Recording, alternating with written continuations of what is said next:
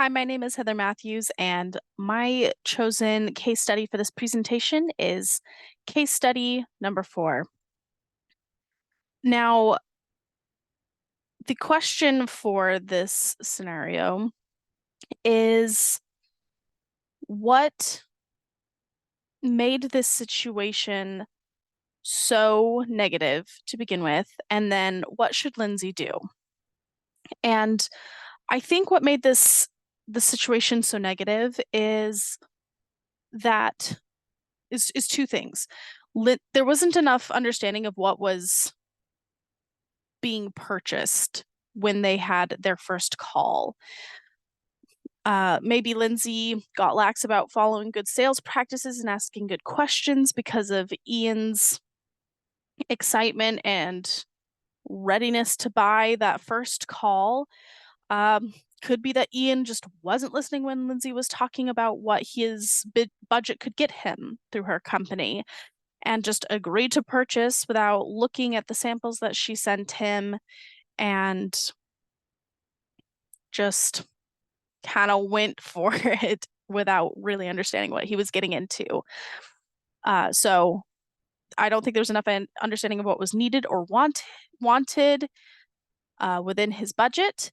And then I would say that the second thing is that there were no follow-ups or updates for a whole month after this purchase. If they had decided to check in bi-weekly or even weekly, the misunderstanding that they're experiencing here could have been addressed much sooner. And checking in like that would have allowed Ian to feel more involved in the design of his e-learning course. It would have helped him feel more cared about, and they would have been able to maybe make adjustments that would fit his vision a lot sooner, whether it was budget changes, maybe a compromise of some kind, or just re-helping Ian understand why his budget gets him exactly the kind of pilot presentation that she sent him at the time of this call that this case study is from. So what should Lindsay do? He's upset enough to hang up the phone on her. It's very high emotions. I would suggest to her that she call him back. Maybe the next day in case he needs just a minute to breathe, but I would suggest that she call him and send him an email with this same information. But I would suggest that she starts with a sincere apology for the misunderstandings that occurred and her part in them. Validate that he felt confused on what he was getting and that it was deeply underwhelming for what he thought it would be, and that she contributed to it.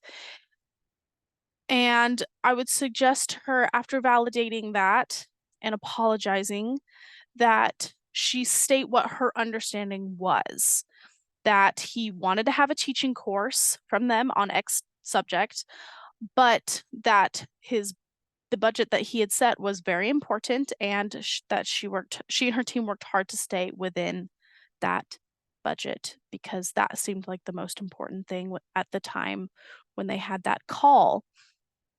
And then, depending on whether she's leaving a message or writing an email or she has him on the phone, I would suggest to her that they talk about some of the things that are available, set up a meeting to talk more about these things, but I would suggest to her to validate that he's right. I think the sale could be saved with this.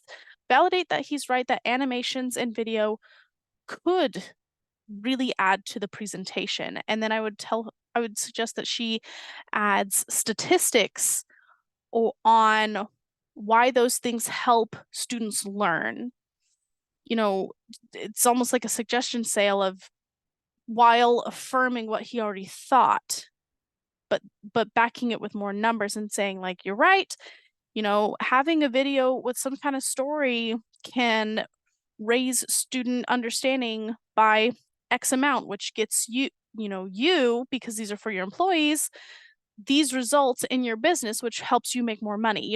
Sell that to him, tell him he's right, but still affirm why that is something that's worth paying for and that his budget would need to increase to be able to accommodate that, but that it's worth it.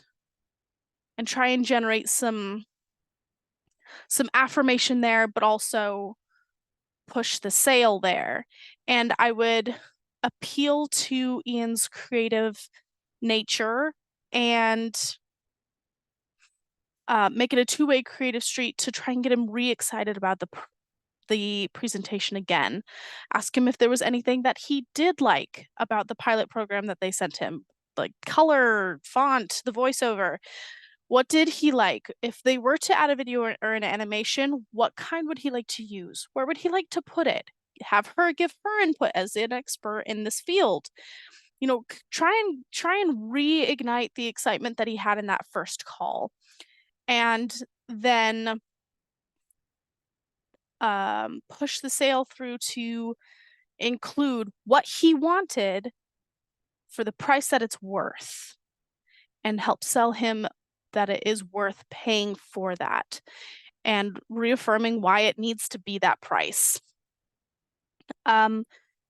Hopefully that conversation would work and they could move forward. And I would suggest highly to her that after this, she continues to follow up with him on the effectiveness of those courses that they created.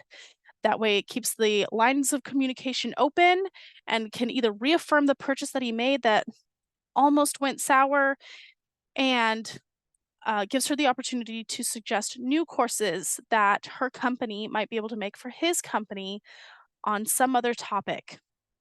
And if he has any sort of criticism to give, they can take that, learn from it for better e-learning presentations and better customer service.